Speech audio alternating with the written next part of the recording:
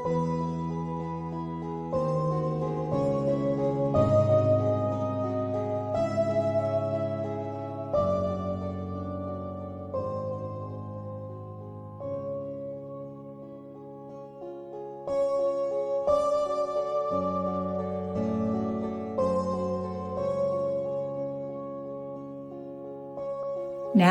it's time for Modern Money Doughnuts with Stephen Hale and Gabrielle Bond.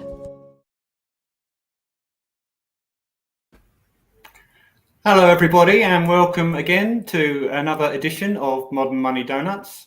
My name's Stephen Hale. I'm an economist with Modern Money Lab and adjunct associate professor at Torrens University here in Adelaide. And I'm joined by my co-host, Gabrielle Bond. Hi, Gabby. Hi, everyone. Hi, I'm Gabrielle Bond. I'm an activist and an organiser. I'm with Sustainable Prosperity Action Group, and I'm also a director and CEO of Modern Money Lab, where I work with Stephen. And we are really thrilled to be joined today by Professor Matthew Rimmer. Matthew is at the Queensland University of Technology. He's an expert in intellectual property and innovation law, and he's written about some really fascinating areas. For example, intellectual property and the Trans-Pacific Partnership, that was in the news quite a bit a few years ago. Intellectual property and climate change, such a big issue. Intellectual property and 3D printing, intellectual property and public health. That's a huge one with the COVID vaccine and everything that's happening there. I'm pretty interested in the plain packaging laws for cigarette companies because I think that's a win where Australia really took the lead. And of course, Matthew is an expert in the right to repair, which is what we're talking about today. And the right to repair fits into what we talk about here on Modern Money Doughnuts because we need to move towards more of a circular economy, and repairing things rather than throwing them away is a huge part of that. Because obviously, when you throw something away, there is no away. It's still here with us. So repair is a huge campaign that the right to repair is a huge campaign that we need to put more energy in, I think, and it's great to have Matthew with us. G'day, everyone. Welcome to be here. Thanks very much for coming, Matthew. Stephen, do you want to start? Well, let's start with, because I'm a very simple person, let's start with a simple question, which is, what does it mean to have a right to repair anyway? What do those words actually mean? Well, the right to repair is really a focal point for a wide range of campaigns. Some of them kind of stem from consumer law in terms of thinking about the rights of consumers to fix the stuff that they own. Sometimes it's kind of framed in terms of competition and ensuring that monopolies cannot frustrate or prevent or obstruct repairs. Sometimes it's framed in terms of intellectual property as a kind of a defence or an exception or an ability to repair a product that is subject to intellectual property without fear of infringement. But it's also kind of sometimes framed in terms of environmental issues and climate issues as well. So often there is a kind of a conceptualization of the right to repair as being kind of part of a larger debate over achieving a healthy environment. There's a lot of discussion about the right to a healthy environment. Big focus at the moment on the Sustainable Development Goals. So it's kind of considered in those terms. And it's often kind of seen as a silent partner to climate action as well. In terms of that's very much how I imagine. But it's a contentious there are other benefits, aren't there, to giving people the right to repair things that aren't just environmental. Yeah, well, there are different motivations in different jurisdictions. So, really the right to repair movement is a global movement, but it's certainly taken on some different cues in different localities. So in the European Union, there's been a big focus on eco-design and tackling greenwashing. And implementing a repairability index and labelling system. And that regime is very much motivated by environmental concerns. By contrast, the United States seems to have been framing the debate about the right to repair much more in terms of questions around consumer rights and competition policy. So President Joe Biden, as part of his early executive orders, has vowed to take action on the right to repair. Lena Khan, his new head of the Federal Trade Commission, is saying that she's going to use all her available enforcement abilities and other capacities to achieve that. Professor Tim Wu, who's advisor to Biden, has really been framing it as one of the tools to stop monopolies forming in technology markets. So do you think the US is leading in this space? Well, I think the European Union has definitely been a leader in this space, but the Biden administration is certainly now taking decisive action. But I think that was partly as a result of what some of the other presidential campaigners were doing. So Senator Elizabeth Warren was arguing for a right to repair in relation to agricultural machinery, as was Bernie Sanders, who was also pushing for a more general right to repair. Biden, in some ways, wanted to take on some of the best ideas of other campaigns. And I think he's been very kind of concerned about the way in which the growth of mega monopolies in the US economy has been having all sorts of poor flow-on effects for all sorts of different parts of the economy. So it's interesting to see how it's percolated up, but really it's been pushed by civil society organisations in the United States, like iFixit, who do very exciting tear-down videos of breaking down iPhones and tablets and other products to see how to fix it. But there's always been a bit of activity from Massachusetts in particular. So the states in the United States have been very busy. So Massachusetts pushed for a right to repair in relation to automobile cars. So state by state, there have been battles over right to repair legislation, and technology developers like John Deere and co have been busy trying to oppose those initiatives. So it becoming a federal issue, I think, is a quite interesting and exciting development. But there's also a number of congressmen and women who are pushing forward with their own bills as well to try to spark action in the US Congress. So it's interesting in the United States, there's local activity, there's state activity, there's federal activity around the right to repair now.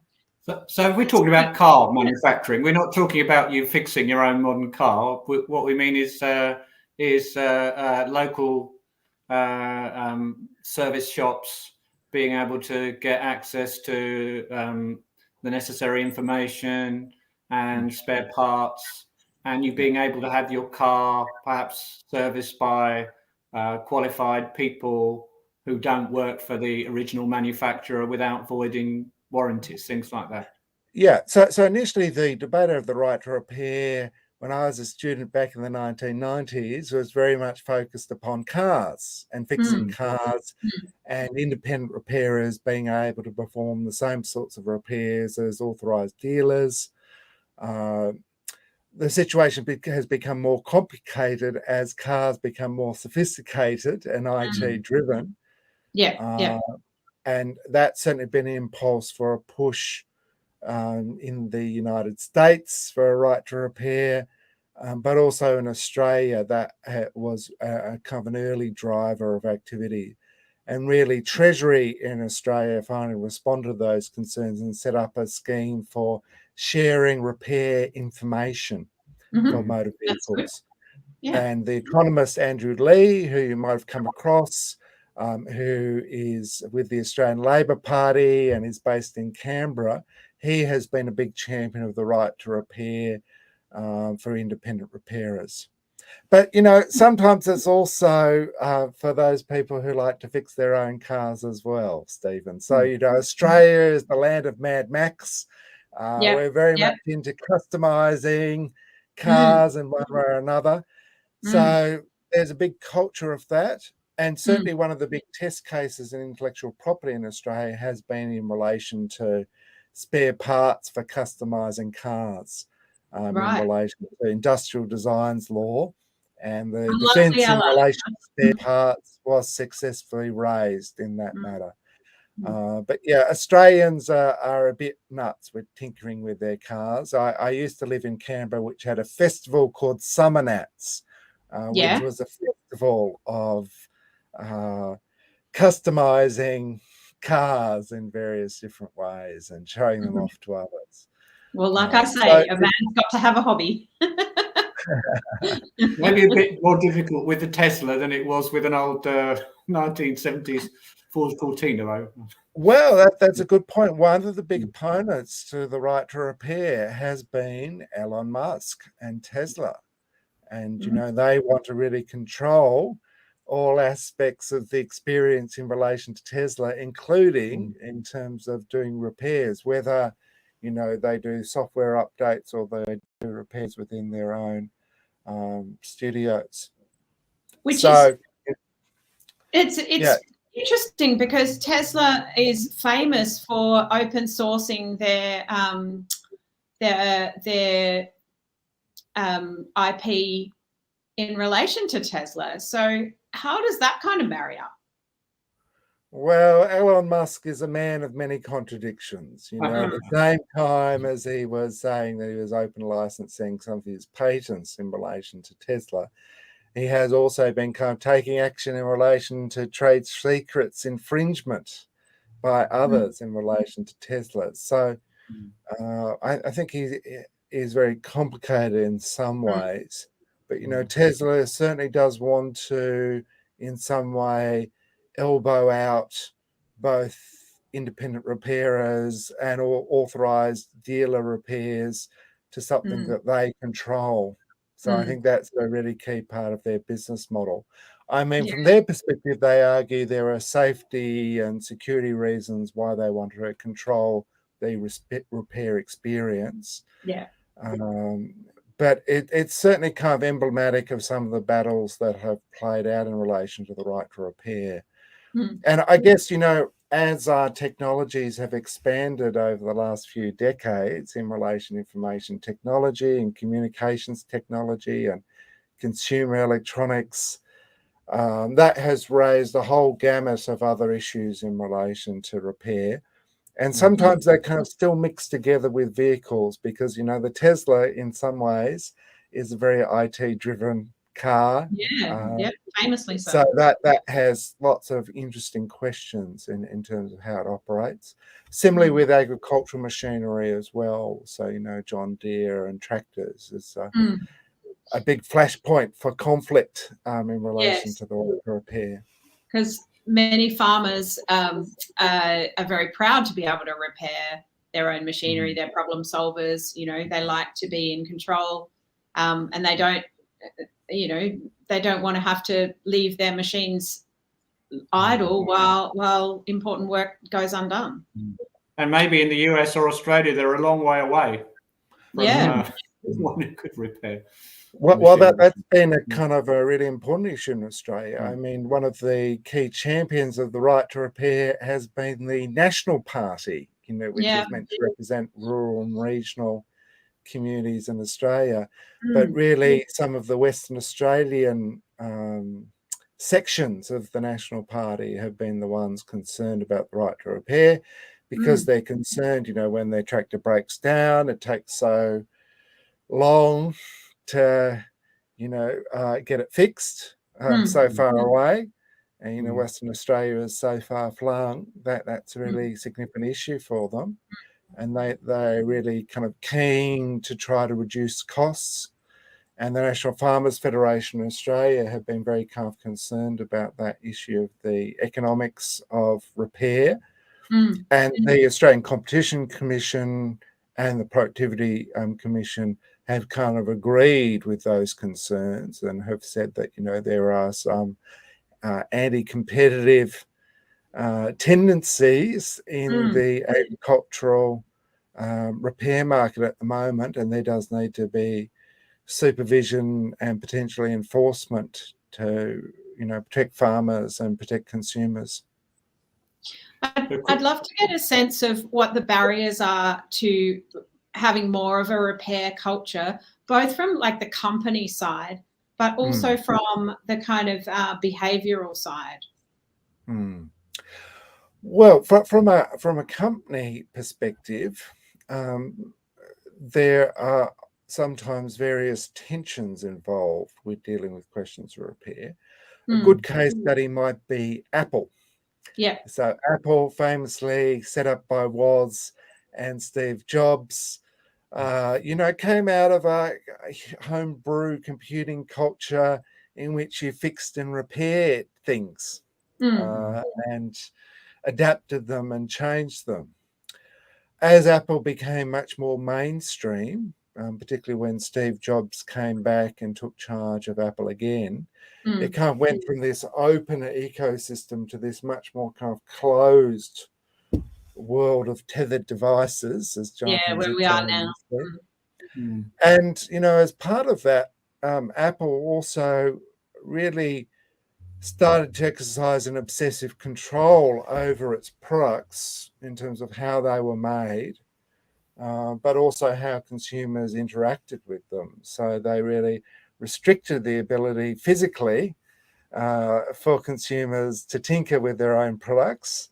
So you kind of had these, glued down, locked down products, but also in terms of their software updates and their life cycles of their products, they really tried to control that experience.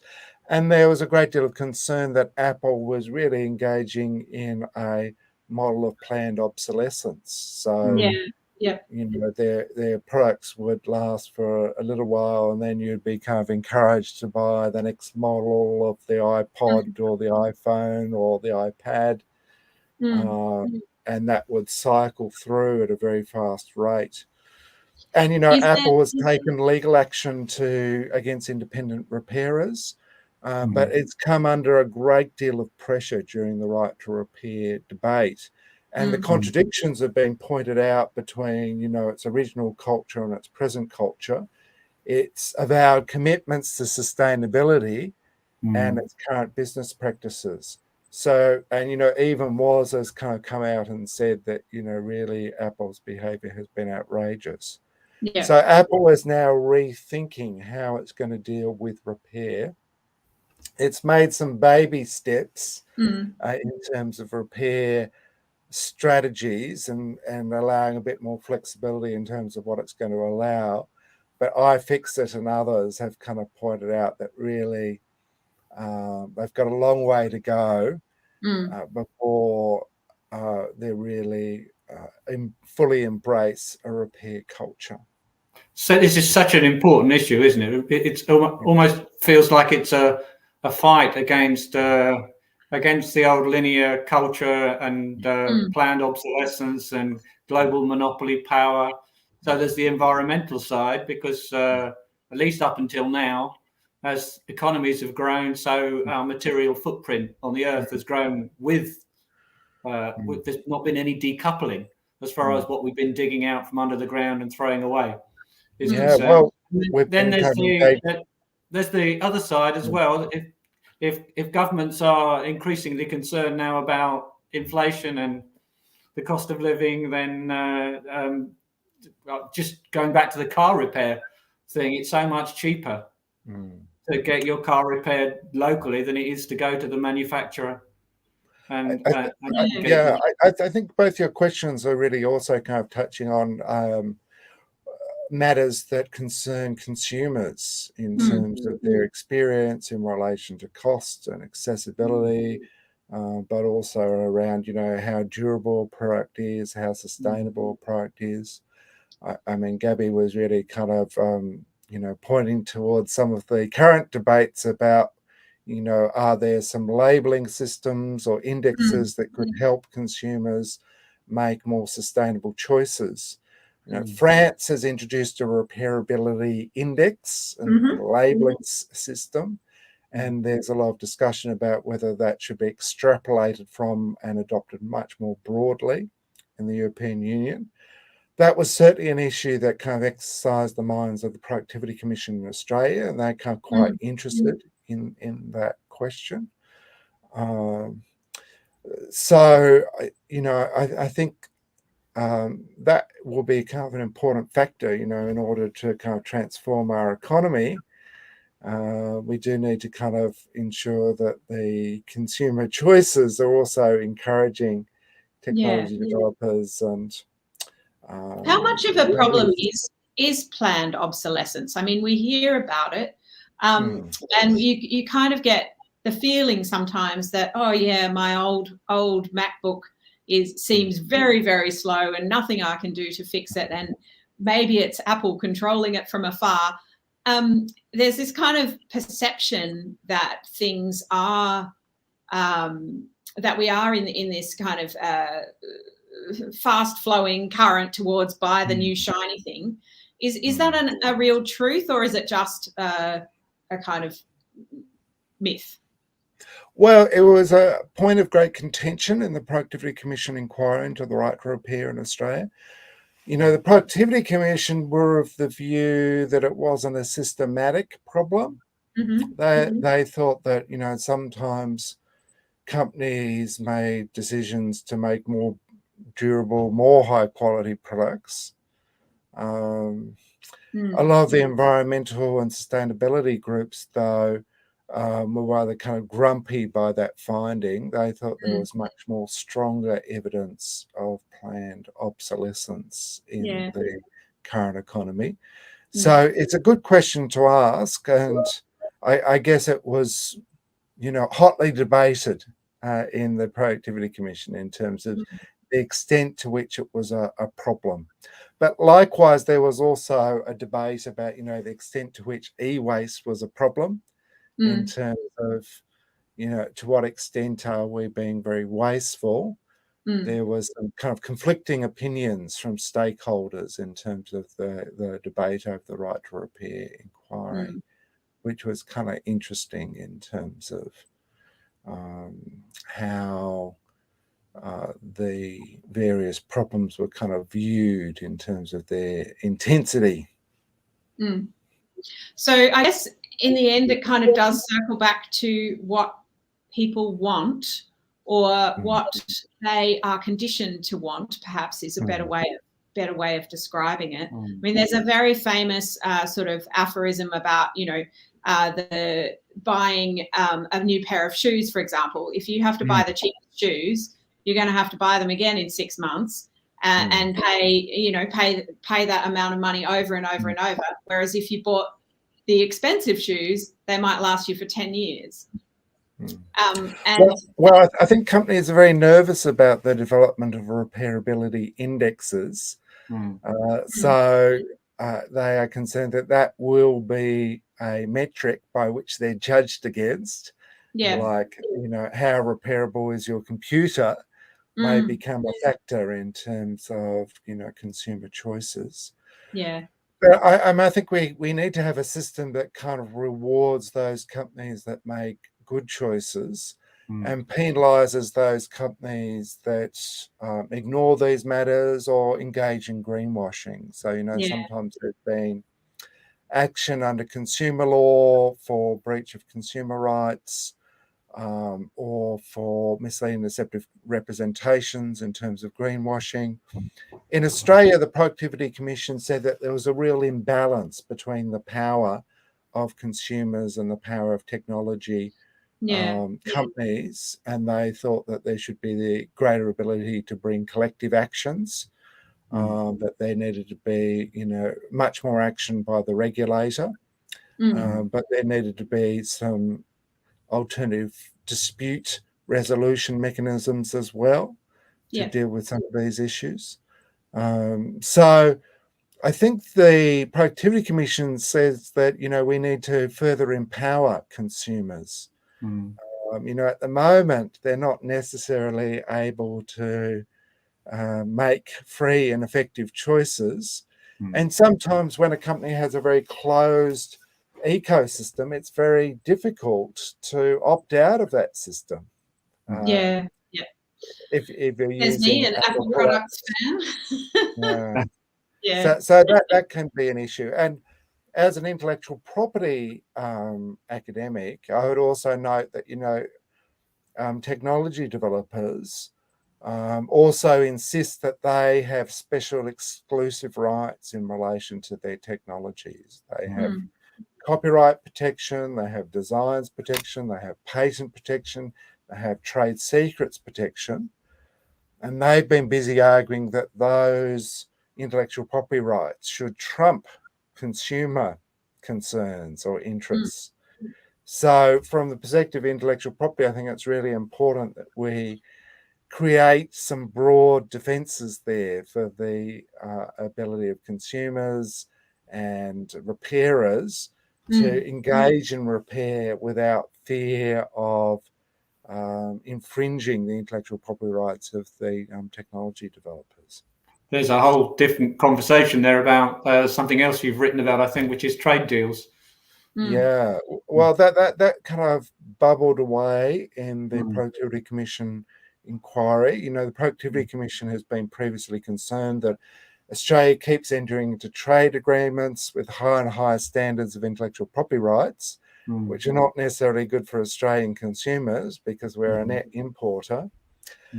They kind of noted that there's a debate about intellectual property exceptions and how they might operate in relation to trade agreements.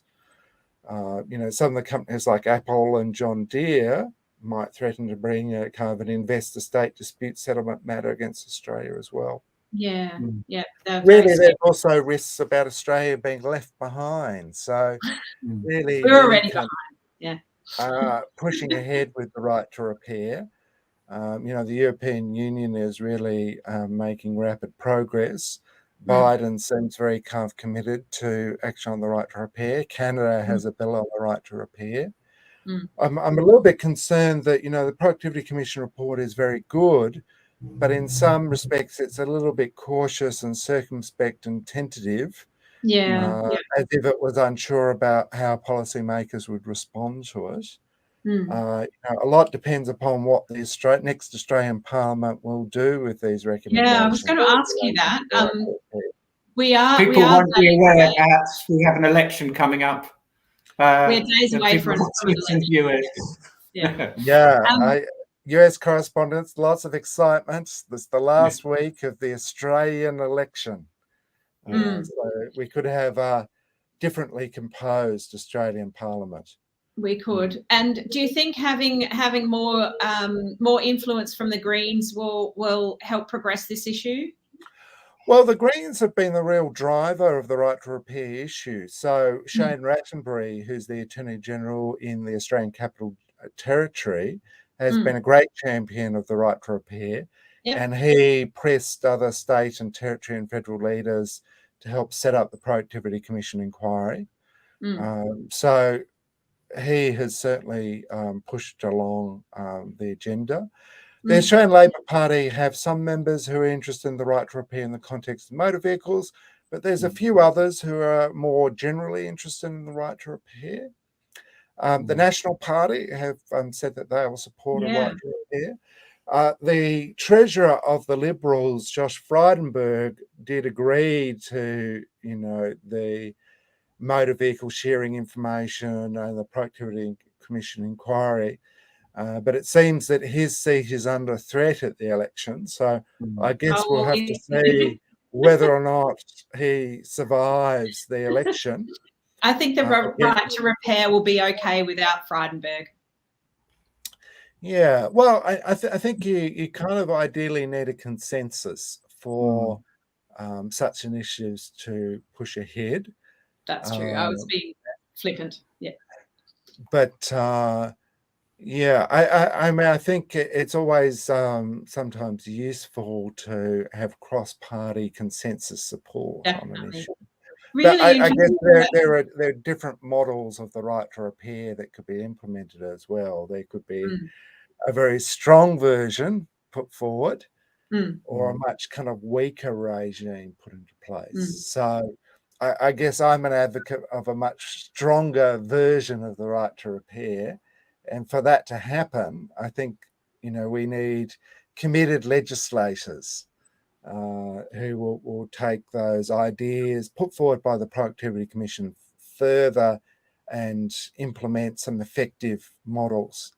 But that's always a challenge for law reform in terms of achieving effective law. It would be so good for both consumers and the environment if the information was available, and if legal barriers to a more general right to repair were removed where that was possible. This should be something that would be very popular with the great majority of the population. And hopefully it would spark a new innovation culture in Australia that was focused on a circular economy and sustainable development. Seems to me that, we're lagging behind many other jurisdictions in that space. We could do much more in terms of investing research and development into sustainable innovation. So, Australia also needs to kind of think about some of the opportunities in this space. And some of those are economic opportunities in terms of realising the sustainable development goal on responsible production and consumption. There's been a bit of activity in the New South Wales with the setting up of a circular network or economy. And, some other state governments are thinking about some of those issues, but I think Australia really needs to do much more concerted work in that space. I just wanted to ask you, we've nearly run out of our half-hour time slot, but about how do we make repair culture cool again? I mean, I know there's maker spaces and there's repair cafes and things, and it's a lot of fun, and it has its own sort of subculture of people that are really, really keen and keen to pass on their skills. But how do we make that into a more mainstream? Because it seems to me that in the mainstream, people are quite happy to throw an old fridge out and get a new one because it looks nicer and it's got a fancy ice dispenser or something. And it's not, repair culture isn't embraced, really. When I do talks on the right to repair, I always like to end up with a little bit of science fiction about future possibilities. And I always point out that even in a galaxy far, far away, the right to repair is a critical issue. So, in Star Wars, the Rebel Alliance and the Resistance had to rely on tinkering and repair and fixing stuff to beat the big evil empire and the First Order. So, yes, I think repair is very useful in a wide range of different contexts. And I think repair has always been cool, but I think it could be cool again. Yeah, that would be great. Fixing that's cars a great place to finish. Yeah. Fixing cars is cool. Mending clothes is cool. I don't know about repairing iPhones, but let's make that cool again. Repairing X-Wings, also cool. Millennium Falcon. Yeah. 100%. Well, thank you. Thanks very much, Matthew, for that fascinating discussion. And there's two things I'd like to do before we finish. Yeah. First of all, I would like to say, if she is watching at this stage, I'd like to send her hello and send my love to a great friend of mine called Maya Rimmer, who also happens to be Matthew's aunt, I think, in the UK. And secondly, I would like to let everybody know that we have our last show in this series next week. And the last guest of our second series is going to be the same person who was the first guest of the first series, who everybody in the modern money community knows, Fadel Kaboub, who is an important campaigner as far as sustainability is concerned, and one of the leading forces behind the campaign for an anti-fossil fuels proliferation treaty, amongst other things. President of the Global Institute for Sustainable Prosperity, one of the world's leading modern monetary theory economists. And we're particularly going to talk to Fadel, amongst other things, about monetary sovereignty in developing countries And we'll touch on the recent economic crisis in Sri Lanka as well. Yes. Yeah. So hope you can join us next week. And thanks very much again, Matthew. It's been great to talk to you. Thanks for your questions and comments. And if you're interested in the Right to Repair, the Productivity Commission report is free and open access, and you can download it and you can expand and enlarge your own knowledge about the topic. Yes, and Google iFixit as well. Fascinating stuff. Thanks very much. Thanks, Matthew. Thanks, Stephen. Cheers. Bye, everybody. Bye.